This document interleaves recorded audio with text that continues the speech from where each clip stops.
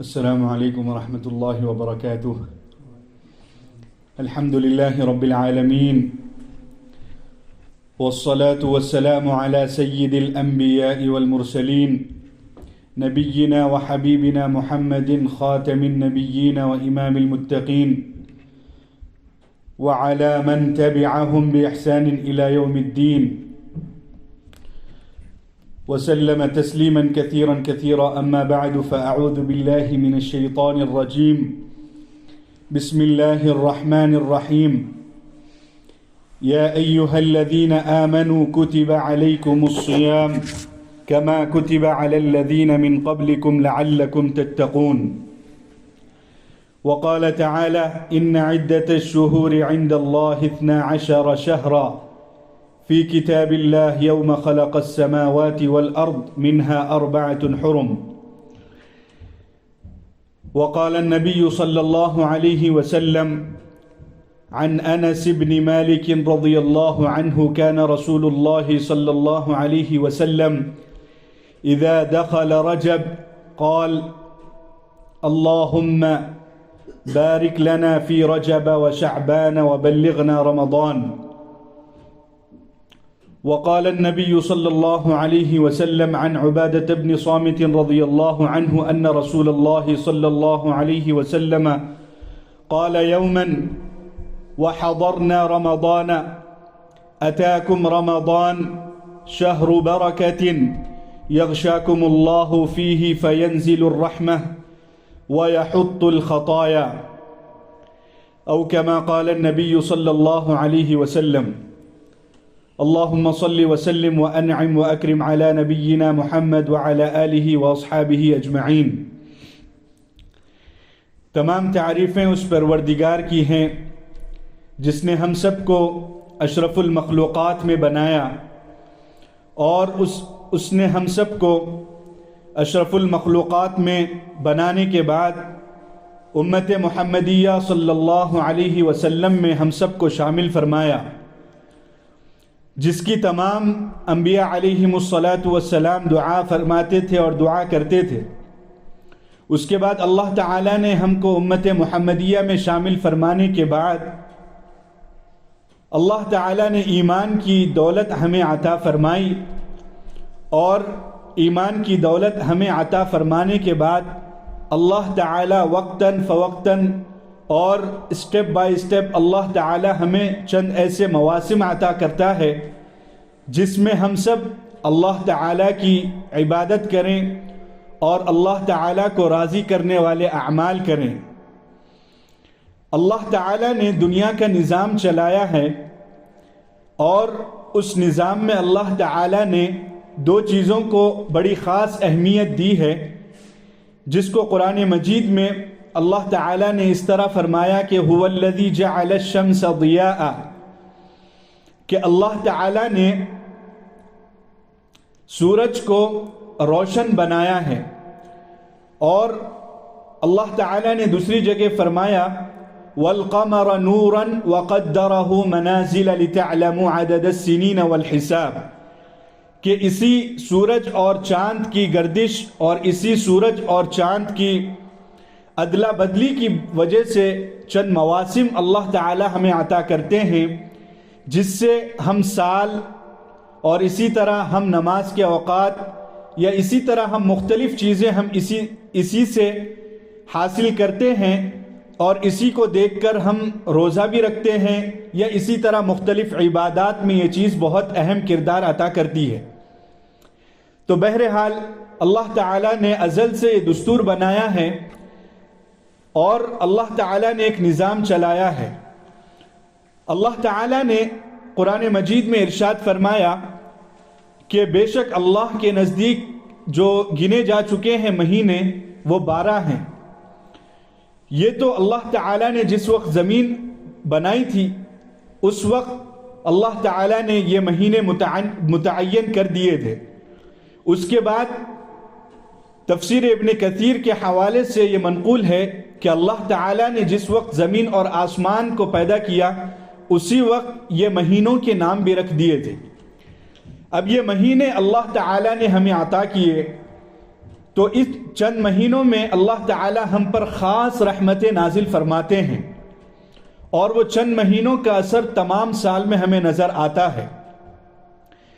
وہی مہینوں کا اثر اور اللہ تعالیٰ کے دیے ہوئے مہینوں میں جو اثر اللہ تعالیٰ نے رکھا ہے، اسی کی برکت ہے کہ اللہ تعالیٰ کے نبی صلی اللہ علیہ وسلم نے فرمایا کہ جب آپ صلی اللہ علیہ وسلم رجب کا چاند دیکھتے تو دعا فرماتے کہ اے اللہ میری زندگی میں برکت عطا فرما، یعنی اللہم بارک لنا فی رجب و شعبان، یعنی جو رجب اور شعبان کا مہینہ ہے اللہ تعالیٰ میری زندگی اتنی عطا فرما اور میری زندگی میں خیر و برکت عطا فرما، اور ان مہینوں میں بھی خیر و برکت عطا فرما۔ اس کے بعد اللہ تعالیٰ کے نبی صلی اللہ علیہ وسلم نے دعا فرمایا کہ وبلغنا رمضان، کہ یہ مہینوں میں برکت تو ہمیں مل چکی ہے اور ہماری عمر میں اتنا اضافہ فرما کہ ہم رمضان کو پا سکیں، اور رمضان کی جو برکتیں اللہ تعالیٰ نے اس مہینے میں رکھی ہیں وہ حاصل کر سکیں۔ اور سب سے اہم چیز اس مہینے کے تعلق سے یہ ہے کہ اللہ تعالیٰ اس مہینے کے مبارک دنوں کے بارے میں اور اس مہینے کے بارے میں ارشاد فرماتے ہیں کہ اس میں اللہ تعالیٰ نے تم پر روزے فرض کیے ہیں۔ سب سے اہم چیز یہ ہوتی ہے کہ کسی کی طرف سے آرڈر آنا۔ اگر ہم دنیاوی اعتبار سے دیکھیں تو ہمارے والدین کا آرڈر اور ہمارے والدین کے احکامات ہم پر بہت اہمیت کے حامل ہوتے ہیں۔ اس کے بعد ہم جس ریاست میں اور جس ملک میں اور جس کنٹری میں ہم رہ رہے ہیں اس کے قوانین اور اس کے آرڈرز کو ہم فالو کرتے ہیں، اور اسی طرح یہ دنیا اللہ تعالیٰ کی ایک بنائی ہوئی مخلوق ہے۔ اللہ تعالیٰ نے اس دنیا کو بنایا ہے اور وہ اس ملک کا اور اس اللہ تعالیٰ اس دنیا کا اس ورلڈ کا خالق ہے۔ تو ہم سب کے دلوں میں اللہ تعالیٰ کی جو اہمیت اور اس کے احکامات کو قبول کرنے میں جو ہمیں ہمارے دل میں جو اہمیت ہونی چاہیے وہ ہمارے دلوں میں کم ہو چکی ہے۔ وجہ اس کی یہ ہے کہ ہم اللہ کا نام تو لیتے ہیں لیکن اس درجہ عظمت اور عزت اور احترام کے ساتھ، اس درجہ تعظیم کے ساتھ نہیں لیتے۔ ہم لا الہ الا اللہ محمد الرسول اللہ پڑھ تو لیتے ہیں لیکن ہمارے دلوں میں وہ عزت، وہ جلال، وہ ہیبت اور وہ خشیت نہیں جو ہم اس کلمے کی ویلیو کو سمجھ سکیں۔ تو اسی طرح اس آیت کو بھی سمجھ لینا چاہیے کہ اللہ تعالی ہمارا خالق اور مالک ہے۔ جب اللہ تعالی ہمارا خالق اور مالک ہے تو اللہ تعالیٰ کے بتائے ہوئے ہر حکم پہ ہمیں عمل کرنا چاہیے۔ اللہ تعالیٰ کی ذات کون سی ذات ہے؟ اللہ تعالیٰ کی ذات وہ ذات ہے جو تمہیں ماں کے پیٹ میں 9 مہینے اللہ تعالیٰ تمہاری پرورش کرتا ہے، اور اللہ کی ذات وہ ذات ہے جو اس دنیا کے اندر جو بھی چیزیں پیدا کی گئی ہیں اس کو ٹھیک مناسب انداز میں چلاتا ہے۔ اور اللہ تعالیٰ کی ذات وہ ذات ہے جو ہمیں ایک بہترین ڈھانچے میں ہم سب کو اللہ تعالیٰ نے ڈھالا ہے کہ لَقَدْ خَلَقْنَا الْإِنسَانَ فِي أَحْسَنِ تَقْوِيمٍ، کہ اگر ہم تصور کریں کہ اللہ اگر ہمیں ناک ایک جگہ کی بجائے دوسری جگہ دیتا تو انسان کی ہیئت چینج ہو جاتی اور ایک عیبدار چیز نظر آتی۔ تو اس آیت کو سمجھنے اور رمضان کو سمجھنے کے لیے سب سے پہلے ہمیں اللہ کو سمجھنا ہے کہ اللہ ہمارا خالق ہے۔ اللہ وہ ذات ہے کہ اگر تمہیں کوئی چیز دینے پہ آ جائے تو پوری دنیا مل کر تم کو وہ چیز دینے سے نہیں روک سکتی۔ وَإِن يَمْسَسْكَ اللَّهُ بِضُرٍّ فَلَا كَاشِفَ لَهُ إِلَّا هُ، کہ اللہ تعالیٰ اگر تمہیں اس مصیبت سے ہٹانا چاہے تو پوری دنیا مل کر، پوری مخلوق مل کر اس مصیبت میں تم کو ڈال نہیں سکتی۔ اور اللہ وہ ذات ہے جو ہمارے خالق ہے، جو ہمارا مالک ہے، رازق ہے۔ اللہ کی صرف حکومت زمین پر نہیں آسمانوں پر چلتی ہے۔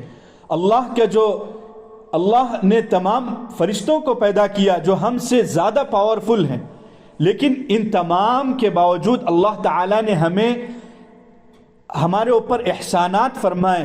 اللہ تعالیٰ نے ہمیں بہترین امت اور بہترین مخلوق قرار دیا.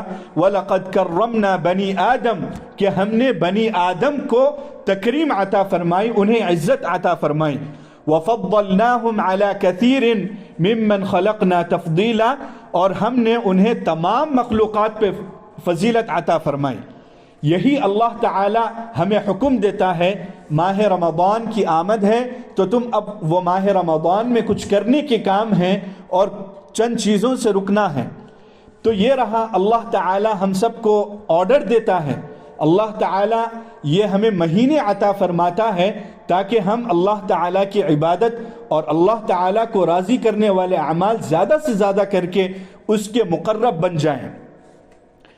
اور ایک سب سے اہم چیز یہ ہے کہ ہم سب, بلکہ آپ صلی اللہ علیہ وسلم کا ارشاد ہے, کل بنی آدم خطاؤن, کہ تمام بنی آدم گناہگار ہیں.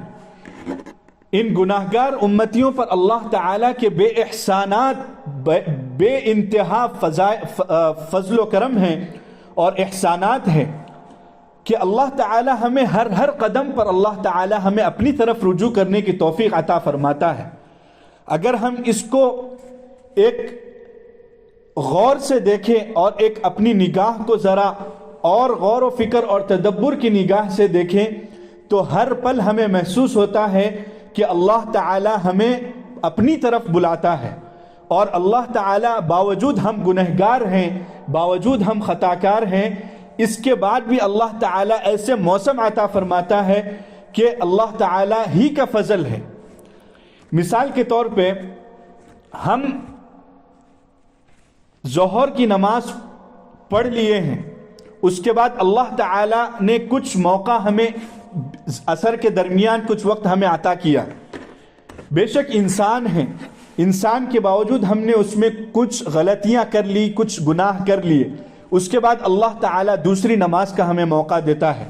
آپ صلی اللہ علیہ وسلم نے ارشاد فرمایا کہ ایک نماز دوسری نماز, اس درمیان جو بھی گناہ کیے جائیں, جو بھی خطائیں ہوں, اللہ تعالیٰ اس کو معاف فرما دیتا ہے کہ اگر دوسری نماز اگر اس نے ادا کر لی جماعت کے ساتھ. تو یہ اللہ تعالیٰ کے ہم پر احسانات ہیں. تو یہ تو رہا ایک نماز سے دوسرے نماز کے درمیان کا فاصلہ. اب رہا اللہ تعالیٰ ایک ہفتہ اور ایک ویک کے اعتبار سے اللہ تعالیٰ نے احسانات فرمائے کہ آپ صلی اللہ علیہ وسلم نے فرمایا جو شخص جمعے کی نماز پڑھتا ہے اور اگلے جمعے تک اس درمیان جتنے بھی اس سے گناہ سرزد ہو جائے, گناہ صغیرہ سرزد ہو جائے, کچھ خطا اس سے وارد ہو جائے, کچھ اس سے نافرمانیاں سرزد ہو جائیں, کچھ لغزشیں ہو جائیں, تو اللہ تعالیٰ اس درمیان جتنے بھی اس نے گناہ کیے اللہ تعالیٰ اس کو معاف فرماتا ہے. تو یہ تو رہا ہمارے اسلام میں سب سے بہترین نظام کہ اللہ تعالیٰ ہمیں گناہوں میں اور اللہ تعالیٰ ہمیں لغزشوں میں دیکھنا ہی نہیں چاہتا. تو یہ تو رہا ایک ہفتہ. اور اسی طرح اللہ تعالیٰ موسم کے اعتبار سے ہفتہ اور اسی طرح مہینہ پھر اسی طرح سال. بلکہ بعض روایات میں آتا ہے کہ اللہ تعالیٰ ایک رمضان سے دوسرے رمضان میں جتنی گناہیں ہوئیں اللہ تعالیٰ ان تمام گناہوں کو معاف کرتا ہے اور اللہ تعالیٰ ان گناہوں کی بخشش کرتا ہے. اس کے بعد اللہ تعالیٰ شروع ہی دن سے اللہ تعالیٰ اپنے بندوں پر رحمت نازل فرماتا ہے. تو یہ تو رہا ہم سب پر اللہ تعالیٰ کا احسان اور کرم. اب اللہ تعالیٰ نے اس آیت میں ارشاد فرمایا یا ایھا الذین آمنوا کتب علیکم الصیام. قرآن مجید میں دو الفاظ استعمال ہوئے ہیں روزے کے لیے. حضرت مریم علیہ الصلاۃ والسلام نے فرمایا کہ میں روزے سے ہوں, صومن فلن اکلم اليوم انسیا, کہ انہوں نے فرمایا یعنی جب قوم کے پاس آئی حضرت عیسیٰ علیہ الصلاۃ والسلام کو لے کر, تو اللہ تعالیٰ نے فرمایا کہ تم یہ کہہ دینا کہ روزے سے ہوں. صوم اصل میں بولا جاتا ہے پیٹ میں کوئی چیز جانے کو روکنا, یعنی منہ میں کوئی چیز جائے اس سے انسان بچے, اس کو کہا جاتا ہے صوم.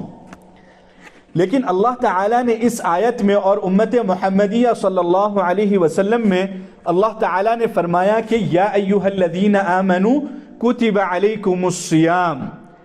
صیام کے معنی یہ ہے کہ ہر عضو پر انسان کا روزہ ہوتا ہے. مثلا صرف منہ کو نہیں روکنا بلکہ اپنے دل کو روکنا ہے. کینہ، حسد، بغض اور کسی سے نفرت یا کسی کے بارے میں بدگمانی، یہ تمام جو امراض ہیں اس کو امراض قلبیہ اور اسی طرح روحانی امراض کہا جاتا ہے. ان تمام کو دل سے روکنا ہے کہ دل کا بھی روزہ ہے کہ ان تمام چیزوں سے انسان بچے. اور اسی طرح کانوں سے بچنا ہے، کانوں کا بھی روزہ ہے، وہ اس انداز میں کہ اللہ کی نافرمانی کرنے والے اقوال، اللہ کی نافرمانی کرنے والے بول اور اسی طرح کسی کو حقیر جاننے والے بول ہم نہ کہیں کہ جس سے اللہ تعالی ناراض ہوتا ہو. تو یہ کانوں کا روزہ ہے کہ ہم کانوں کو غلط سننے سے اور اللہ کو ناراض کرنے والے اعمال سے اور اقوال سے ہم بچیں. اور اسی طرح آنکھوں کا روزہ ہوتا ہے کہ ہم آنکھوں سے غلط چیزوں کو نہ دیکھیں، آنکھوں سے غلط چیزوں کی طرف نگاہ نہ کرے، اپنے نگاہوں کی حفاظت کرے. وغضض، اور اسی طرح اللہ تعالیٰ نے فرمایا کہ اپنے آنکھوں کی حفاظت کرے. اور اسی طرح اللہ تعالیٰ نے فرمایا کہ اپنی زبان کی حفاظت کرے کہ وغضض من صوتک، اپنے آواز کو بھی صحیح انداز میں ڈھالے. اور اسی طرح زبان سے کوئی ایسے اقوال نہ کہے جس سے لوگ اور اسی طرح ہمارے اطراف و اکناف اور اسی طرح ہمارے بھائی بہن یا اسی طرح اللہ کی مخلوق کو تکلیف پہنچے. اور اسی طرح اللہ نے ہمارے ہاتھوں پر بھی روزہ فرض کیا ہے کہ ہم ان ہاتھوں سے کچھ برے کام نہ کریں، یا ہم ان ہاتھوں سے، موبائل تو ہم استعمال کرتے ہیں انہی ہاتھوں سے، لیکن ہم ان ہاتھوں سے بری چیزوں سے بچیں، اچھی چیزوں کو ہم اپلائی کریں. تو یہ ہمارے ہاتھوں کا روزہ ہوا. اور اسی طرح اللہ تعالیٰ نے پیروں کا بھی روزہ رکھا ہے، وہ اس طرح کہ وَلَا تَمْشِ فِي الْأَرْضِ مَرَحًا، کہ زمین پر اکڑ کر نہ چلے اور کسی کو بتانے کے لیے، کسی پر فخر کرنے کے لیے ہم نہ چلیں. تو یہ ہمارے ہر عضو کا اللہ تعالیٰ نے روزہ رکھا ہے. اسی کو کہا جاتا ہے صیام. اور صوم اور صیام میں بیسکلی یہی فرق ہے. اور سب سے اہم چیز یہ ہے کہ ہم تصور کریں کہ یہ اللہ تعالیٰ کی طرف سے ہے. اللہ تعالیٰ کی ذات وہ ذات ہے قدیم بلا ابتداء، کہ اللہ تعالیٰ کی ذات اتنی پرانی اور اتنی پہلے سے ہے کہ اس کی کوئی ابتدا ہی نہیں. اللہ تعالیٰ ہمیشہ سے ہے اور ہمیشہ رہیں گے. تو جب ہم اللہ تعالیٰ کو تصور کریں گے اور اللہ تعالیٰ کی بڑائی اور عظمت اور اس کی ہیبت اور جلال کو تصور کریں گے کہ وہ ذات کیسی ذات ہے اور اس کے احکامات کو ہم تصور کریں گے، تب ہمارے لیے یہ تمام مراحل آسان ہوں گے. جب ہمارے دل میں جب اللہ کی خشیت اور اللہ کی بڑائی آئے گی تو اس وقت ہم اپنی زندگیوں کو بدلنے کی کوشش کریں گے اور ہمارے زندگیوں میں وہ تمام اعمال داخل ہوں گے. آپ صلی اللہ علیہ وسلم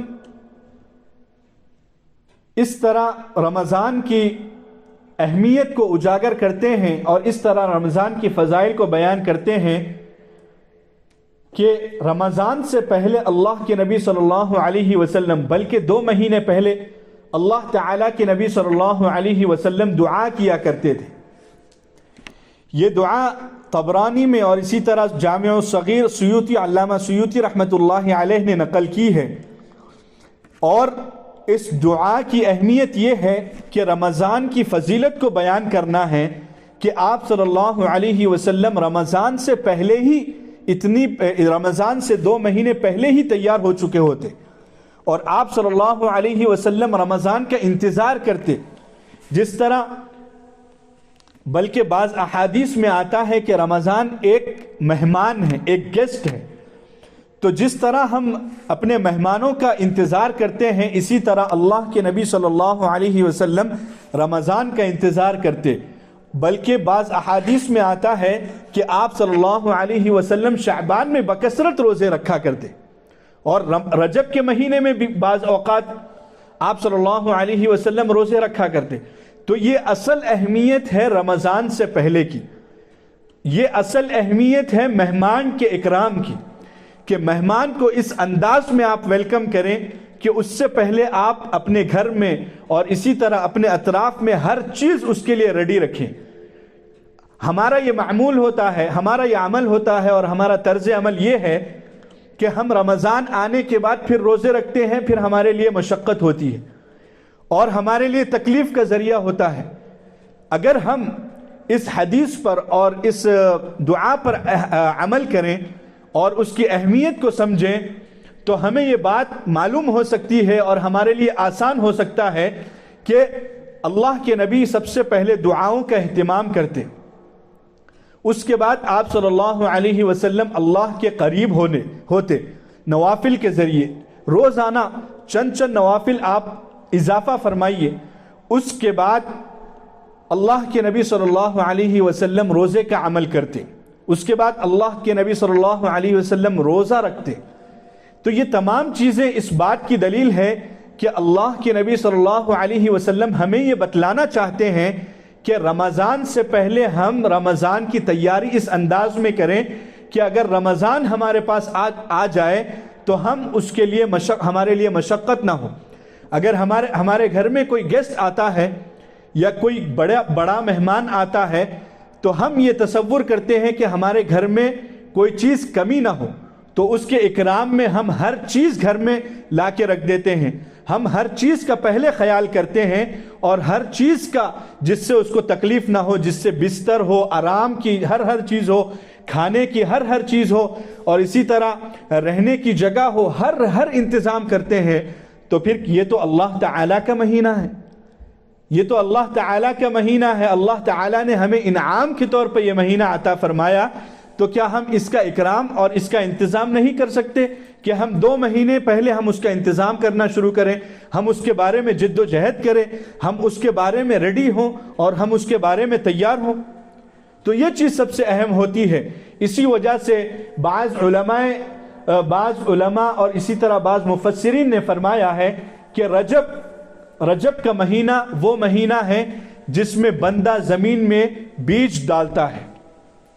اس کے بعد شعبان کا مہینہ وہ مہینہ ہے جس میں بندہ اس کھیتی کی جو وہ بیج ڈالا ہے اس کی حفاظت کرتا ہے اور اس کی نگہداشت کرتا ہے. اس کے بعد رمضان کا مہینہ ہے کہ جب ہر کھیتی تیار ہو جائے اور ہر عمل پک کر ریڈی ہو جائے اور جب تمام اعمال اور تمام کھیتی تیار ہو جائے تو پھر اس سے وہ فیضیاب ہو جائے. تو یہ ہمارے علماء کا طریقہ کار رہا ہے. اب حضور صلی اللہ علیہ وسلم کا طریقہ کار کیا تھا؟ ایک حدیث میں آپ صلی اللہ علیہ وسلم کے متعلق حضرت سلمان فارسی رضی اللہ عنہ بیان فرماتے ہیں.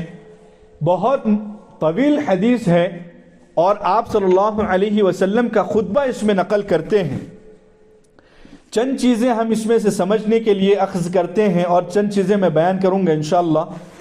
وہ یہ ہے کہ عن سلمان الفارسی رضی اللہ عنہ قال خطبنا رسول اللہ صلی اللہ علیہ وسلم فی آخر یوم من شعبان. آپ صلی اللہ علیہ وسلم تمام صحابہ کرام کو جمع کر کے شعبان کی اواخر تاریخ میں ہم سب کو بیان کرتے، ہم سب کو خطبہ دیتے اور کہتے یا ایہا الناس، اے لوگو، قد جاءکم قد اضلکم شہر عظیم مبارک، کہ تم پر ایک بہت ہی مبارک اور بہت ہی قابل تکریم مہینہ آ رہا ہے. یہ مہینہ اللہ تعالیٰ نے تمام امت کو عطا فرمایا تھا اور تمام آسمانی کتب اسی مہینے میں نازل ہوئی تھی.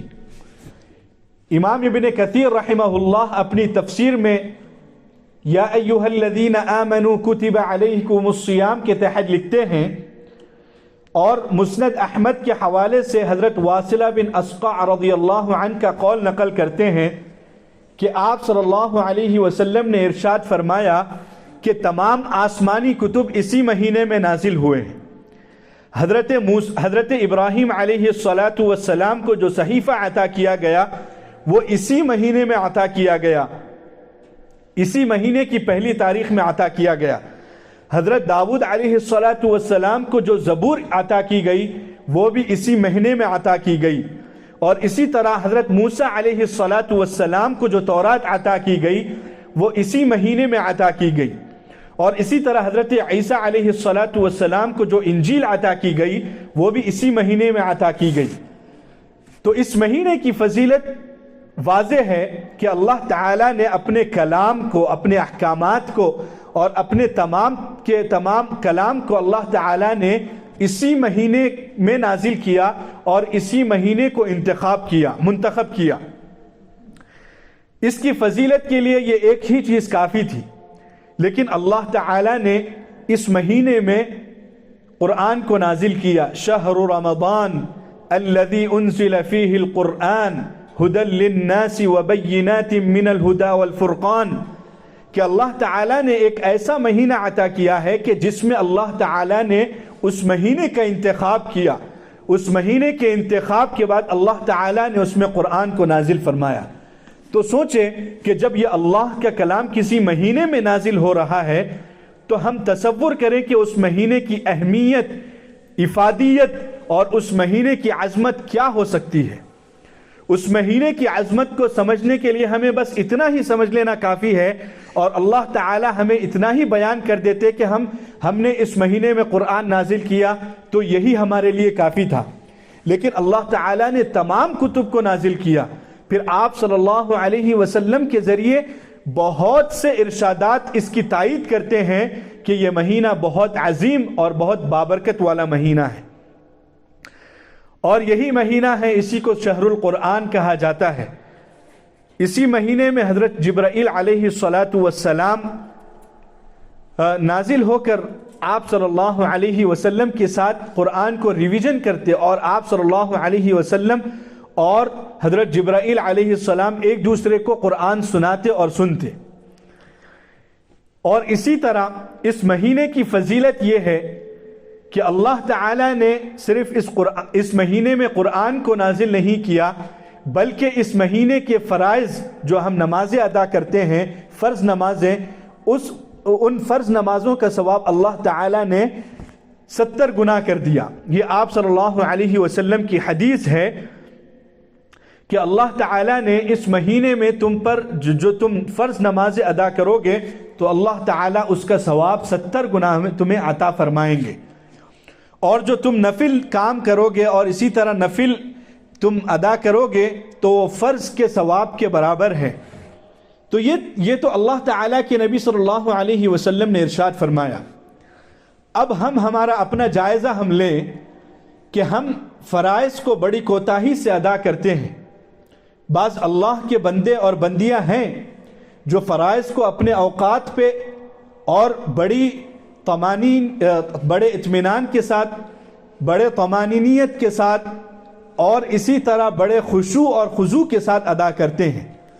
لیکن ہم خود اپنا جائزہ لیں کہ کیا ہم اللہ تعالیٰ کی اس احکام پہ اور اس حکم پر عمل کرتے ہیں کہ ان الصلاۃ کانت علی المؤمنین کتابا موقوتا، کہ اللہ تعالیٰ نے تم پر نمازیں فرض کی ہیں انہی اوقات میں، تو کیا ہم انہی اوقات میں نماز عطا کرتے ہیں یا بڑے اہتمام کے ساتھ ہم نماز پڑھتے ہیں؟ یہ تو فرض نمازوں کا ہمارا حال ہے، تو تب ہمارا نفل کا کیا حال ہوگا؟ پھر ہماری سنن اور سنن مؤکدہ اور سنن غیر مؤکدہ کا کیا حال ہوگا؟ تو اسی لیے اللہ کے نبی صلی اللہ علیہ وسلم نے فرمایا کہ اس مہینے میں تمہیں، رمضان کے مہینے میں، یہ فرض نماز تو ہر حال میں پڑھنا ہے، لیکن اس مہینے میں اللہ تعالیٰ تم پر یہ اضافہ فرماتے ہیں کہ تم جو نفل کام کرو گے اس نفل کا ثواب اللہ تعالیٰ 70 گنا ہمیں عطا کریں گے۔ تو ہمیں ریڈی ہونا ہے اس مہینے کے لیے، تو اس کے لیے ڈائریکٹ ہم رمضان کے مہینے میں نوافل شروع کریں، ایسا ممکن نہیں ہے۔ تو اسی لیے اللہ تعالیٰ نے یہ 2 مہینے ہمیں عطا کیے، اور اسی وجہ سے آپ صلی اللہ علیہ وسلم نے ان 2 مہینوں میں ریڈی ہونے کے لیے اپنے آپ کو بنایا۔ تو ہم آج سے ہی یہ نیت کریں کہ ہم انشاءاللہ نوافل میں روزانہ اضافہ کریں گے۔ اس کے بعد اس حدیث شریف کا دوسرا جز یہ ہے کہ شہر فیہ لیلۃ القدر، کہ اس مہینے میں لیلۃ القدر اللہ تعالیٰ نے رکھی ہے۔ لیلۃ القدر اللہ تعالیٰ نے اس کے متعلق ارشاد فرمایا کہ لیلۃ القدر خیر من الف شہر، کہ اللہ تعالیٰ نے تمہیں ایک ایسی رات عطا فرمائی ہے جو 1000 مہینوں سے، خیر من الف شہر 1000 مہینوں سے افضل ہے۔ اس کا پس منظر اور اس کی وجہ کیا ہوئی یہ تو ہم اس کی تفصیل میں نہیں جائیں گے، بس اتنا میں عرض کر دیتا ہوں۔ ایک حدیث میں آپ صلی اللہ علیہ وسلم یہ آرزو کیا کرتے تھے کہ پچھلی امتوں کی عمریں بہت لمبی تھی، 1000 سال، 500 سال، مختلف چیزیں۔ 1000 سال تو ایک نارمل ان کی عمر ہوتی تھی۔ اسی پس منظر میں آپ صلی اللہ علیہ وسلم یہ سوچ رہے تھے کہ میری امتوں کے عمل اور میری امتوں کی عمریں اتنی مختصر ہے کہ 50 60 سال 70 سال، ما بین عمری من امتی ما بین 50 الی 70 سنة او کما قال، کہ میری امت کی جو عمریں ہیں وہ 50 سے لے کر 70 سال 80 سال تک ہے، بعض روایتوں میں 80 سال تک ہے۔ تو یہ تو آپ صلی اللہ علیہ وسلم بڑے غمگین ہو رہے تھے۔ اسی پر اللہ تعالیٰ نے یہ قرآن کی اس آیت کو نازل فرمایا کہ لیلۃ القدر خیر من الف شہر، اے اللہ کے نبی آپ غمگین نہ ہوئیے، ہم آپ کو ایک ایسی رات عطا کریں گے جو پچھلی امتیں 1000 برس عبادت کرنے کے بعد انہوں نے وہ مرتبہ حاصل نہیں کیا جو آپ صلی اللہ علیہ وسلم اور آپ کی امت کو یہ اعزاز میں یہ مل رہی ہے کہ صرف آپ اس ایک رات میں عمل کر لیں، اللہ تعالی 1000 مہینوں کی برکت اور 1000 مہینوں کا ثواب اس میں آپ کو عطا کریں گے۔ تو کتنی ہمارے اوپر اللہ تعالیٰ کے احسانات ہیں۔ جو ایک ہی ہمارے اوپر احسان ہوتا تو بہت ہوتا، لیکن اللہ تعالیٰ نے یہ بھی احسان کیا کہ ایک ایسی رات عطا فرمائی، اور ایک ایسی رات جس میں اللہ تعالیٰ نے بنی اسرائیل کی توبہ کو قبول فرمایا۔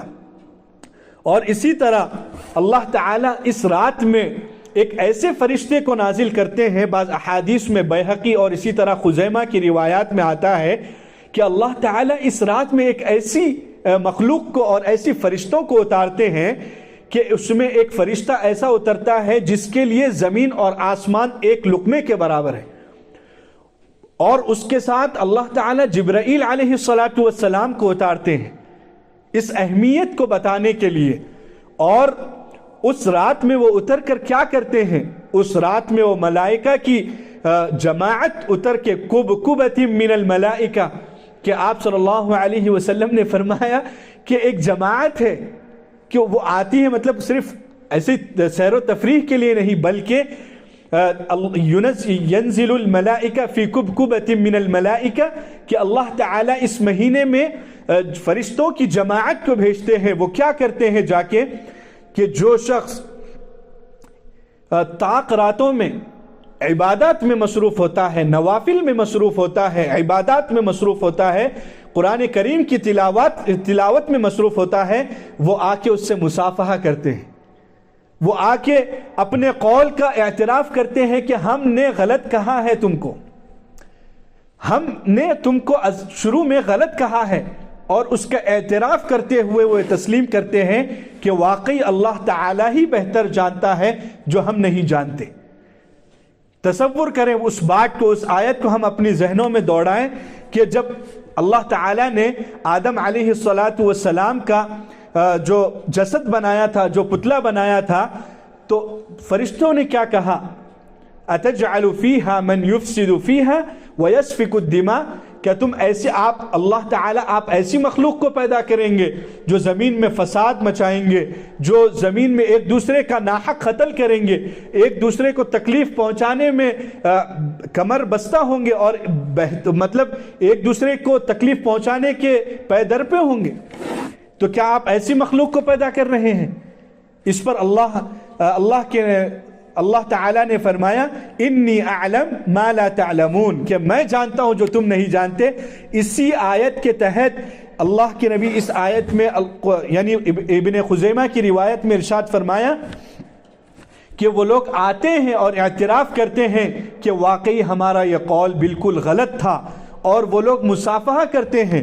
اور اسی طرح ایک بات نقل کی گئی ہے کہ اللہ تعالی جب فرشتوں کے سامنے آدم علیہ السلام کو، انسان کو، ایز اے انسان کو، بنی آدم کو بنایا تو فرشتوں نے ہم سے نفرت کی۔ اس کے بعد جب اللہ تعالیٰ نے آدم علیہ السلام کو بنانے کے بعد اللہ تعالیٰ نے ایک ہمیں ناپاک حالت میں رکھا، اس پر ہمارے والدین نے ہم سے نفرت کی۔ اس کے بعد اللہ تعالیٰ نے جب تمہیں احسن تقویم یعنی بہترین سانچے میں ڈھال دیا، اس کے بعد اللہ تعالیٰ نے ہی تمہارے والدین کے دلوں میں محبت ڈالی، اور تمہارے والدین تم سے محبت کرتے ہیں۔ تمہارے والدین ایک ماں ہیں جو اپنے بچے سے کتنا محبت کرتی ہے، اور اسی طرح ایک باپ ہے کہ اپنی بچے پر کتنا شفقت کرتا ہے۔ تو ہر کسی نے ہم کو پہلے دیکھا تو ہم سے نفرت کی، اس کے بعد جب ہمارے اعمال دیکھے تو اللہ تعالیٰ فرشتوں کو نازل کر کے یہ بیان کر دیتے ہیں کہ فرشتے اس رات میں اترتے ہیں اور انسانوں کو دیکھتے ہیں اور غور کرتے ہیں، تو پھر ان کو سمجھ میں آتا ہے کہ واقعی اللہ تعالیٰ نے اس مخلوق کو اسی مناسبت سے اور اسی کام کے لیے پیدا فرمایا۔ تو یہ تمام چیزیں اللہ تعالیٰ نے بیان فرمائی ہیں۔ اور اس کے بعد اللہ تعالیٰ نے اس مہینے میں روزوں کو فرض کیا۔ روزے تو ہمارے اوپر فرض ہیں، یہ تو ہم سب جانتے ہیں۔ اب روزے کیوں فرض کیے گئے ہیں، اس کی ایک وجہ، ایک فلسفہ ہم سب کو معلوم ہے کہ روزہ ہم پر فرض ہے۔ کیوں فرض ہے، اس کی وجہ کیا ہے؟ تو بہت سے علماء نے یہ لکھا ہے کہ انسان کے اندر اللہ تعالیٰ نے خیر اور شر، اچھائی اور برائی کا مادہ رکھا ہے۔ اللہ تعالیٰ نے انسان کو خیر اور شر سے بنایا ہے، یعنی اللہ تعالیٰ نے انسان کو مٹی سے بنایا ہے، پھر اس کے اندر خیر اور شر یہ دو عنصر رکھے ہیں، یہ دو مادے رکھے ہیں، اور یہ دو چیزیں اللہ تعالیٰ نے اس انسان کے اندر، جو اللہ تعالیٰ نے آدم علیہ السلام کو بنایا ہے مٹی سے، ان کے اندر رکھا ہے۔ اور اللہ تعالیٰ ان روزوں کی برکت سے ہمیں یہ تعلیم دیتا ہے اور ہمارے لیے یہ کام کرتا ہے، اور یہ قرار دیتا ہے کہ ہم ان روزوں سے اپنی جو شر والی کیفیت ہے، برائی والی جو قوت ہے، اس کو ہم غالب ہونے نہ دیں، اس کو اوپر جانے نہ دیں، بلکہ اچھائی کی صفت کو ہم اوپر جانے دیں۔ اسی وجہ سے اللہ تعالیٰ نے روزے کو فرض کیا ہے کہ یہ دو چیزوں سے جو تمہیں بنایا گیا ہے، اچھی اور بری چیزیں، ان دو چیزوں میں تم روزوں کے ذریعے اچھائی کو غالب رکھو اور برائی کو نیچے رکھو۔ اور ایک بات یہ ہے کہ اللہ تعالیٰ نے اس مہینے کو کچھ ایسا ڈیزائن فرمایا ہے کہ اگر واقعی انسان یہ 3 مہینے یعنی رجب سے لے کر رمضان تک واقعی انسان اہمیت کے ساتھ رمضان کو سمجھے تو وہ رجب سے اس کی تیاری شروع کر دیتا ہے۔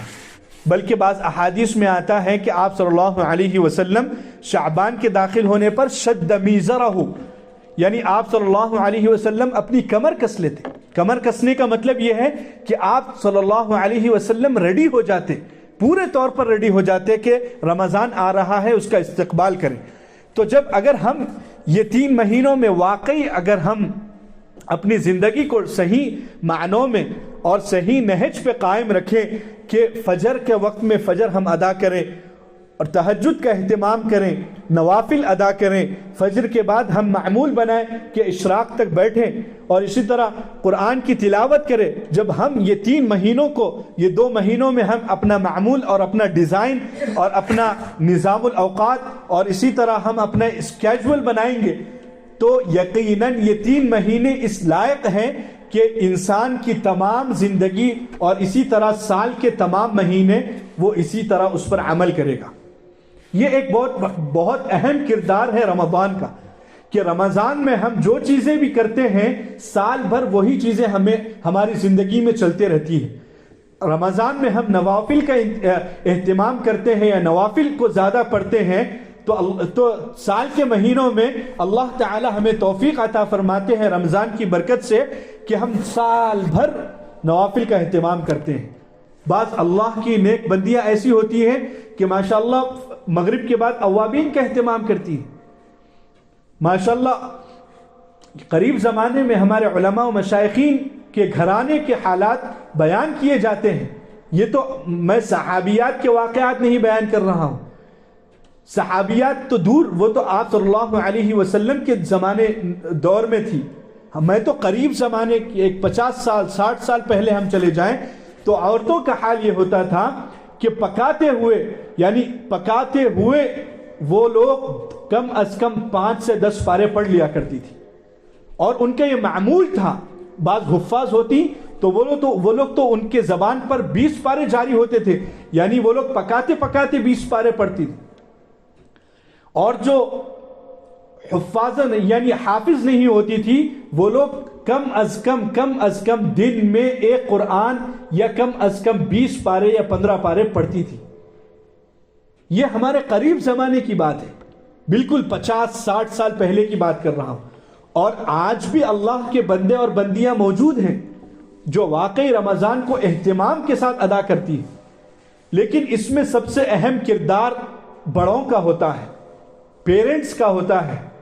اس میں سب سے اہم کردار والدین کا ہوتا ہے کہ والدین جس انداز میں اپنے گھر کو ڈیزائن کریں گے رمضان میں، جو معمولات وہ لوگ اپنائیں گے رمضان میں، بچے بھی اور اسی طرح ماحول بھی اسی طرح بنے گا.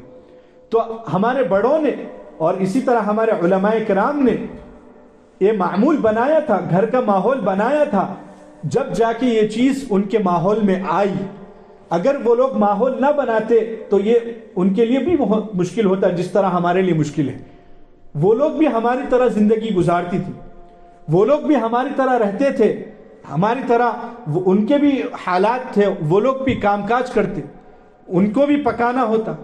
لیکن ان سب کے باوجود وہ لوگ رمضان کا اہتمام کرتے. تو وہ اس بات کی دلیل تھی کہ سب سے اہم چیز ہوتی ہے ماحول کو بنانا. جب ہم رمضان آنے پر ماحول کو بنائیں گے تو اس کے بعد ہمارا ماحول اس طرح بنے گا کہ ہمارا بچہ بھی الحمدللہ انشاءاللہ قرآن پڑھے گا، اس کو بولنے کی ضرورت نہیں پڑے گی، اور اسی طرح ہمارے لیے بھی آسان ہوگا. اسی لیے ہم سب کو ماحول بنانے کی ضرورت ہے. تو بہرحال اللہ تعالیٰ نے روزے کو فرض کیا ہے. روزے کو فرض کرنے میں یہ ہے کہ ہماری اچھائی برائی پر غالب رہے. انسان کے اندر شر اور برائی ہے، اسی وجہ سے بہت سی برائیاں اور بہت سی اخلاقی بیماریاں ہم میں ہیں. بغض، عداوت، کینہ، کپٹ، ایک دوسرے کی عیب جوئی کرنا، ایک دوسرے کے عیب کو تلاش کرنا، یہ سب اخلاقی بیماریاں ہیں. یہ سب شر کی وجہ سے وجود میں آتی ہیں. تو روزہ رکھنے کی برکت سے اللہ تعالی برائی کی جو عنصر ہے اور برائی کا جو مادہ ہے اللہ تعالیٰ اس کو مغلوب رکھتے ہیں، اور اچھائی کا جو مادہ ہے اس کو غالب رکھتے ہیں.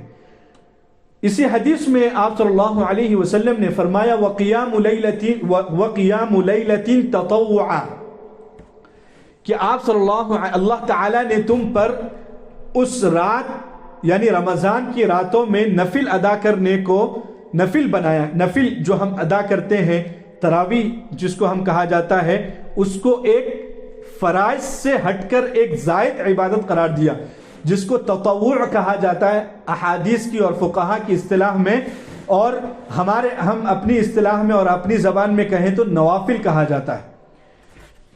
اللہ تعالیٰ نے، اللہ کے نبی صلی اللہ علیہ وسلم نے اس جملے میں کیا بڑا ارشاد فرمایا، بہت بڑی بات. وہ یہ کہ جعل اللہ صیامہ فریضۃ وقیام لیلۃ تطوعا، یعنی اللہ تعالیٰ نے روزے کو تو فرض قرار دیا لیکن اس کے رات کے قیام کو نفل قرار دیا. تو یہ اللہ کی طرف سے ہم پر مقرر ہوا ہے، یہ آپ صلی اللہ علیہ وسلم کے عمل سے ثابت بھی ہے، لیکن یہ آپ صلی اللہ علیہ وسلم کا عمل نہیں ہے، بلکہ آپ صلی اللہ علیہ وسلم کے عمل کے ساتھ اللہ کا آرڈر بھی ہے اور اللہ نے مقرر کیا ہے. جب ہم اپنی ذہنوں میں اس بات کو رکھیں گے تو ہمارے لیے تراویح پڑھنا قرآن کو سننا اور سنانا آسان ہوگا. تراویح کو سننا، تراویح کی 8 رکعتیں 20 رکعتیں جو بھی ہو، اعلی اختلاف جو بھی ہو، ہمارے لیے آسان ہوگا کہ ہم ان نمازوں کو، اس تراویح کو اچھے انداز میں پڑھیں. ہمارے لیے مشقت نہیں ہوگی. ہم یہ نہیں کہیں گے کہ بھائی آپ امام صاحب بہت آہستہ پڑھا رہے ہیں، بہت جلدی پڑھا رہے ہیں، بہت زیادہ پڑھا رہے ہیں، 8 رکعت پڑھائیں 20 رکعت. یہ ہمیں شکایت نہیں ہوگی. کب شکایت نہیں ہوگی؟ جب ہم یہ تصور کریں گے یہ تو اللہ تعالیٰ کی طرف سے ایک زائد ہمیں عبادت دی گئی ہے. تو جب ہم اللہ تعالیٰ کی طرف سے اس کو سمجھیں گے اور اس میں زیادہ سے زیادہ کوشش کریں گے تو ہمارے لیے بہت آسان ہوگا. اس کے بعد اللہ کے نبی صلی اللہ علیہ وسلم نے فرمایا کہ من تقرب بخصلة كان كمن ادى فریضة فيما سواه، یعنی اللہ تعالیٰ نے اس مہینے میں برکتیں عطا فرمائی ہیں، اور اللہ تعالیٰ نے اس مہینے میں فرض کے ثوابوں کو بھی بڑھا دیا، فرائض کے ثوابوں کو بھی بڑھا دیا، اور اسی طرح نوافل کے ثوابوں کو بھی بڑھا دیا. جو میں نے پہلے ذکر کیا تھا کہ ایک فرض کا ثواب 70 گنا، اور اسی طرح ایک نفل کا ثواب اللہ تعالیٰ فرائض کے برابر عطا کرتے ہیں. تو سب سے اہم چیز یہی ہے کہ ہم سب کس لیے اتنی ایفرٹ کر رہے ہیں، کس لیے ہم سب مشقت برداشت کر رہے ہیں، کس لیے ہم سب روزے رکھ رہے ہیں، کس لیے؟ یہ اس لیے کہ ہم اللہ تعالیٰ کی عبادت کر سکیں اور ہم نیکیاں زیادہ سے زیادہ کما سکیں. تو اللہ تعالیٰ یہ تمہیں مہینہ عطا کر رہا ہے تو تم اس مہینے کی قدر کرو. اس کے بعد اللہ تعالیٰ کے نبی صلی اللہ علیہ وسلم نے فرمایا وَهُوَ شَهْرُ الصَّبْرِ وَالصَّبْرُ ثَوَابُهُ الْجَنَّةِ، کہ یہ مہینہ صبر والا مہینہ ہے. سال بھر ہم کھاتے ہیں، سال بھر ہم پیتے ہیں، سال بھر ہم ہر کام کرتے ہیں، اور سال بھر ہم گھومتے ہیں، لیکن کیا اس مہینے میں ہم اللہ کا مہینہ سمجھ کر چند گھنٹے بھوکے نہیں رہ سکتے، کم کھانا نہیں کھا سکتے، اللہ کے لیے صبر نہیں کر سکتے؟ کیا ہم اپنے پلانز کو اس مہینے کے علاوہ دوسرے مہینوں میں نہیں سیٹ کر سکتے؟ کیا ہم اس مہینے کے پلانز کو یا اسی طرح شاپنگز کرنے کو دوسرے مہینوں میں نہیں سیٹ کر سکتے؟ یہ تو ہمارے اپنے نفس پر مجاہدہ ہے، ہمارے نفس کا مجاہدہ ہے، اور ہمارے نفس کے لیے ہماری مشقت ہے. اور یہ مہینہ ہے ہی صبر والا مہینہ. تو اگر ہم اس میں صبر کریں گے اور اپنے نفس پر تھوڑا مشقت ڈالیں گے، یعنی انسان اپنے نفس پر کچھ نہ کچھ تو مشقت ڈالنا ہی چاہیے، کچھ نہ کچھ. ہم بے شک اپنے نفس پر مشقت ڈالتے ہیں، لیکن رمضان میں تھوڑا زیادہ ہی ڈالنا چاہیے تاکہ اللہ کے قریب ہو سکیں. جب ہم اپنے نفس کو ماریں گے اور اپنے نفس کو کچلیں گے تو انشاءاللہ اس کی برکت یہ ہوگی کہ یہ تمام مہینہ ہمارے لیے اور تمام سال اللہ تعالیٰ اس کی برکت سے ہمیں اس قابل بنائے گا کہ ہم نفس کے خواہشات کو مار کے چلنے والے بنیں گے. جب ہم اپنے نفس کو ماریں گے اور صبر کریں گے، جس کا بدلہ یہ ہے کہ اس کا بدلہ انما یوفی الصابرون اجرہم بغیر حساب، کہ صبر کا جو بدلہ ہے اور اس کا ثواب یہ ہے کہ جنت کے علاوہ اس کا کوئی بدلہ ہی نہیں. تو یہ تصور کریں اور اپنے نفس پر مشقت کریں، تھوڑا عبادات میں تھوڑا زور کریں. آپ غیر رمضان میں فرض نمازیں تو ادا کرنا ہے، فرض کی بات ایک الگ چیز ہے، فرض کو آپ سائڈ میں رکھ دیجئے. نوافل کی بات کرتے ہیں. نوافل ہم کم ادا کرتے ہیں. فجر سے پہلے 2 رکعت سنت، ظہر سے پہلے 4 رکعت، 2 رکعت ظہر کے بعد، مغرب کے بعد 2 رکعت، اسی طرح عشاء کے بعد 2 رکعت، اور اسی طرح وتر. یہ تو سنن مؤکدہ ہے. اس کے علاوہ ہم اپنے نفس پر زور ڈالیں، اپنے نفس پر یہ کرنے کے کام ہے، اپنے نفس پر زور ڈالیں کہ ہم مغرب کی بعد کے 6 سنتیں پڑھیں گے، عشاء کی بعد کے کم از کم 11 سنتیں جو ہیں وہ پڑھیں گے انشاءاللہ. عصر سے پہلے کی 4 رکعات کو اہتمام کے ساتھ پڑھیں گے. ظہر کے بعد کی جتنی سنتیں ہیں اس کو اہتمام کے ساتھ پڑھیں گے. یہ ہمارا ایک زائد عمل ہوگا. یہ ہمارے لیے مشقت ہے ضرور، لیکن جب ہم اس کو عمل کریں گے رمضان کے مہینے میں، اگر ہم اس کو اب سے سٹارٹ کریں گے آہستہ آہستہ کر کے 2 رکعت کر کے، جب اس کو ہم رمضان تک پہنچنے پر پورا عمل کریں گے تو اس رمضان کی برکت سے سال کے 12 مہینے میں ہمیں اس کا اثر دکھائی دے گا۔ بلکہ بعض علماء کرام یہ کہتے ہیں کہ تم رمضان کو جس طرح گزارو گے اس طرح اللہ تعالیٰ تمہارا سال گزارے گا۔ یہ بہت اہم چیز ہے، اور واقعی جس طرح ہم رمضان میں گناہوں سے بچنے کی کوشش کریں گے، سال بھر اللہ تعالیٰ ہمیں توفیق دے گا کہ گناہوں سے بچیں۔ جس طرح ہم رمضان میں خرچ کریں گے اپنی اولاد پر، اپنے اہل و عیال پر، غریبوں پر، ناداروں پر، مسکینوں پر، جو لوگ مقروض ہیں ان کے قرض کی ادائیگی کے لیے، جو لوگ پریشان ہیں ان کی پریشانی کے لیے، مسجدوں کے لیے یا اسی طرح نیک کاموں کے لیے ہم خرچ کریں گے تو اللہ تعالی ہمیں سال بھر توفیق عطا فرمائے گا، اور اس مہینے کی برکت سے اللہ تعالی ہمارے رزق میں بھی اضافہ فرمائے۔ بلکہ آگے اللہ تعالیٰ، اللہ کے نبی صلی اللہ علیہ وسلم نے خود ارشاد فرمایا کہ یہ ایک ایسا مہینہ ہے کہ اللہ تعالیٰ اس میں مومن کے رزق کو بڑھا دیتے ہیں۔ جب مومن کا رزق بڑھا دیا جاتا ہے تو جب آپ اللہ کی راہ میں خرچ کریں گے تو اس کی برکت سے اللہ تعالیٰ آپ کو سال کے 12 مہینوں میں اللہ تعالیٰ برکت دیں گے، سال کے 12 مہینوں میں آپ کے رزق میں اضافہ ہوتا رہے گا۔ اور اسی طرح ہم سب کو ضروری ہے کہ ہم سب اپنے نفس پر تھوڑا زور ڈالیں، تھوڑا زور، زیادہ نہیں بلکہ تھوڑا زور۔ ہم پہلے تلاوت 1 پارے کی کرتے تھے تو ہم رمضان میں معمول بنائیں کہ ہم کچھ اضافہ فرمائیں، 2 پارے پڑھ لیں، 2 کی جگہ 1.5 پڑھ لیں، یعنی کچھ نہ کچھ دوسرے دنوں کے مقابلے میں اس دن میں کچھ نہ کچھ تو اضافہ ہو۔ اگر پچھلے دن اور اس دن برابر ہوں، پہلے کے دن اور رمضان کے مہینہ اور پہلے کے مہینے بھی برابر ہوں تو پھر فائدہ کیا ہے؟ پھر فائدہ کیا ہے رمضان کے آنے کا؟ رمضان آنے کے بعد ہمیں کچھ نہ کچھ ہماری عبادات میں ہم سب کو اہتمام سے کچھ نہ کچھ چیزیں بڑھا لینی چاہیے۔ اور اسی طرح اللہ تعالیٰ کے نبی صلی اللہ علیہ وسلم نے فرمایا شہر المواسات، یہ مہینہ جو ہے یہ مہینہ غمخاری کا مہینہ ہے۔ ہمارے رشتہ داروں میں، ہمارے دوست احباب میں بہت سے لوگ غربا ہیں، بہت سے لوگ پریشان حال ہیں، بہت سے لوگ نادار ہیں۔ ہم ان کی مدد کریں۔ اللہ تعالیٰ نے ہمیں موقع عطا فرمایا، مال دیا، ہم اللہ تعالیٰ کے دیے ہوئے رزق میں سے ہی عطا کریں گے۔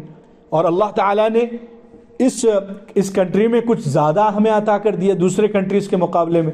اگر ہم انڈین، پاکستان یا اسی طرح ہم کچھ ایسے ایشین کنٹریز سے ہیں تو یہاں کے اعتبار سے وہاں کی کرنسی تھوڑا بڑی ہوئی ہے، تو کوشش کریں کہ ہم وہاں کے لوگوں کی زیادہ مدد کریں۔ تو یہ ہمارے لیے بہت آسان اللہ تعالیٰ نے نظام بنایا ہے۔ تو جب ہم اگر اس نظام پر عمل کریں گے اور ان فضائل کو ہم ذہن میں رکھ کر ایک ایک فضیلت پر عمل کریں گے تو اللہ تعالیٰ بھی ایک فیاض ہے، اللہ تعالیٰ بھی ایک جواد ہے، کریم ہے کہ اللہ تعالیٰ اس کی برکت سے ہمیں سال بھر کھلائیں گے انشاءاللہ۔ بعض علماء یہاں تک لکھتے ہیں کہ جو لوگ اپنے رمضان کے مہینے میں افطار کراتے ہیں اور اسی طرح افطاری میں ان کو اپنے رزق میں اور اسی طرح اپنے کھانے میں کچھ اضافہ کرتے ہیں تو اللہ تعالیٰ سال بھر ان کے کھانوں میں اضافہ کرتے رہتے ہیں اور انہیں کبھی یعنی کم کھانا ان کو وہ نہیں ہوتا، ان کے رزق میں ہمیشہ اضافہ ہی ہوتے رہتا۔ یہ برکت ہے رمضان کی۔ تو ہم سب کو چاہیے کہ ہم سب ان فضائل پر عمل کریں، ہم سب اپنا ایک ٹائم ٹیبل بنائے کہ رمضان کو کس انداز میں گزارنا ہے۔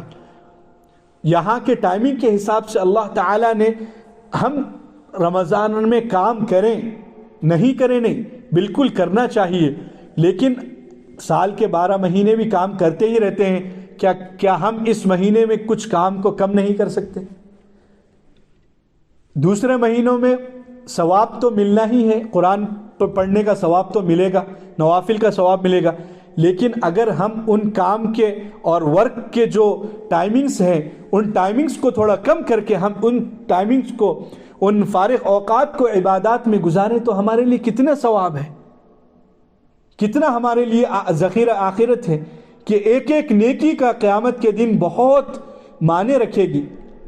بلکہ کفار کہیں گے وَأَنفِقُوا مِمَّا رَزَقْنَاكُم مِّن قَبْلِ أَن يَأْتِيَ يَوْمٌ لَا بَيْعٌ، کہ اے اللہ ہمیں ایک سیکنڈ کی مہلت دے دے یا اتنی مہلت دے دے کہ بعض آیتوں میں آتا ہے کہ ہم صرف ایک عمل کر کے واپس آ جائیں، صرف ایک عمل کر کے واپس آ جائیں۔ بعض آیات میں آتا ہے کہ سورہ منافقون کی آیت ہے کہ اس میں آتا ہے کہ اے اللہ ہمیں اتنی مہلت دے دے کہ ہم کسی کے اوپر 1 روپیہ خرچ کر کے واپس آ جائیں، یعنی اتنی ہمیں مہلت دے دے۔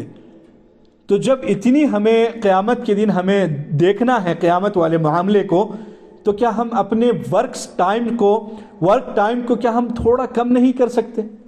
8 گھنٹے کے بجائے اگر ہم 5 گھنٹے کر لیں، 3 گھنٹے اگر ہم عبادات میں گزاریں اور اپنا ایک اسکیجول بنائیں اور اپنا ٹائم ٹیبل بنائیں، تو کیا اللہ تعالی ہماری یہ قدر کو اور اللہ تعالی کیا ہمارے اس ایفیکٹ کو کیا قبول نہیں کرے گا؟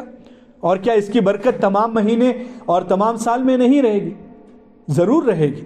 تو ہم سب کو چاہیے کہ ہم تھوڑا سا اپنے آپ پر مشقت اور اپنے آپ پر بوجھ ڈالیں۔ اور اسی طرح اللہ تعالیٰ کے نبی صلی اللہ علیہ وسلم نے فرمایا کہ آپ سب سنتے رہتے ہیں فضائل میں کہ جو شخص افطار کرائے گا اللہ تعالیٰ اس کے رزق میں اضافہ فرمائیں گے، اور اللہ تعالیٰ قیامت کے دن اس کو بھوک و پیاس سے اللہ تعالیٰ اس کی حفاظت فرمائیں گے۔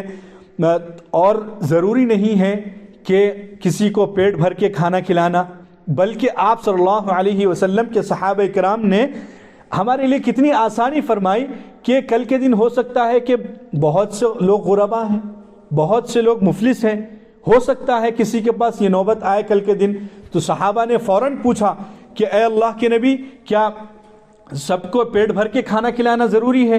تو آپ صلی اللہ علیہ وسلم نے فرمایا کہ دریائے رحمت ایسا ہی نہیں ہے، دریائے رحمت جب جوش میں آتا ہے تو ضروری نہیں ہے کہ پورے کا پورا عمل کرنے کے بعد اس کو ثواب دیا جائے، صرف اور صرف مختصر عمل پر بھی اللہ تعالیٰ ثواب دیتے ہیں کہ من فطر صائما علی تمرۃ او شربۃ ماء، کہ یہ ثواب تو اس پر ہے کہ جو شخص صرف ایک کھجور کسی کو افطار کرا دے یا کوئی شخص ایک گھونٹ پانی پلا دے، اس کے لیے یہ تمام فضیلت ہے۔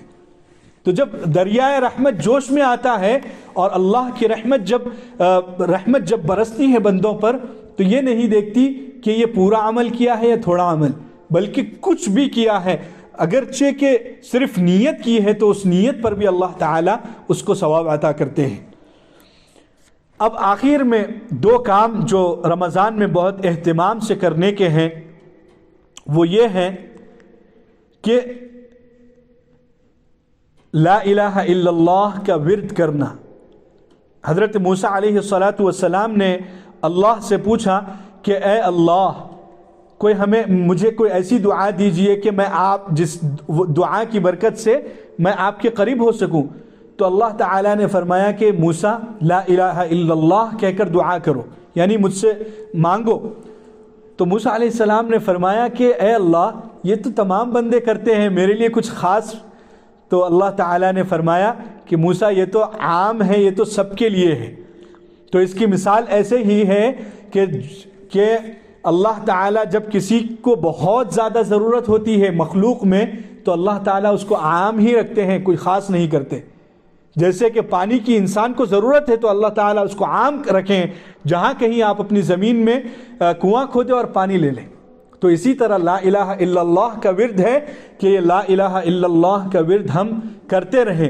خصوصاً خواتین کا اس میں بہت بڑا عمل ہے، خواتین کا بہت بڑا عمل ہے کہ جب وہ یہ لا الہ الا اللہ کا ورد کریں گی اور اسی طرح درود شریف اپنی زبان پہ یعنی جاری رکھیں گی اور پکوان کریں گی اور پکائیں گی، جس کی برکت سے ہمارا ماحول بہت اچھا ہوگا، کھانے کی برکات بہت آتی ہیں زندگی میں۔ اسی برکت کی بدولت کیا ہے ہمارے اخلاق بھی درست ہوں گے، ہماری روزیوں میں بھی برکت ہوگی۔ تو خواتین کے لیے بہت اہم ہے کہ وہ لوگ وہ پکاتی ہوئی کہ وہ لا الہ الا اللہ کا ورد رکھیں اور حضور صلی اللہ علیہ وسلم کے اوپر درود بھیجتے رہیں، ان کے لیے بہت آسان ہے۔ اس کے بعد دوسری جو آپ صلی اللہ علیہ وسلم نے فرمایا دوسری چیز جو کرنے کی ہے وہ تستغفرون، استغفار کرے۔ خواتین کے لیے یہ بھی بہت آسان ہے، ہم سب کے لیے آسان ہے۔ جب ہم سب استغفار، جب ہم کنٹینیو کچھ منہ سے کچھ بولنا نہیں ہے تو جب ہم استغفار کریں، بلکہ اللہ تعالیٰ نے قرآن مجید کے ایک آیت میں سورہ توبہ میں، سورہ انفال میں ارشاد فرمایا کہ امتوں پر دو وجہوں سے عذاب کو روک دیا جاتا ہے۔ ایک وجہ کہ آپ صلی اللہ علیہ وسلم یا کوئی نبی ان میں موجود ہو تو ان کو عذاب نہیں دیا جاتا۔ وَمَا كَانَ اللَّهُ لِيُعَذِّبَهُمْ وَأَنْتَ فِيهِمْ، کہ اللہ تعالیٰ اس امت کو کیا ہے، اس قوم کو عذاب نہیں دیتے جس میں آپ ہیں یا انبیاء ہیں۔